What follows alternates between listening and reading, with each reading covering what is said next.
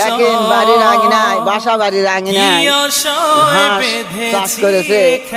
এই ঘাসগুলো কাটে লেগে কাক খাওয়াবেন চাচা? গাভী আছে। আচ্ছা, আপনার গাভীর কত দুধ হয় চাচা? 3 কেজি।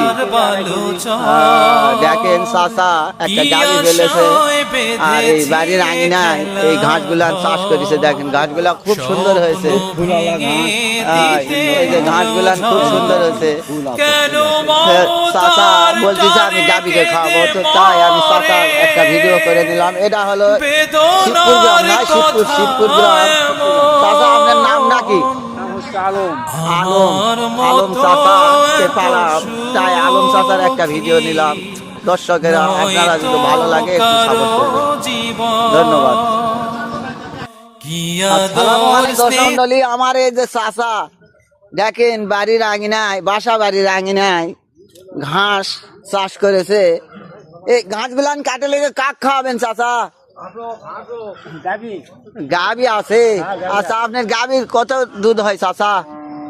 3 কেজি। 3 কেজি। 2.5 কেজি।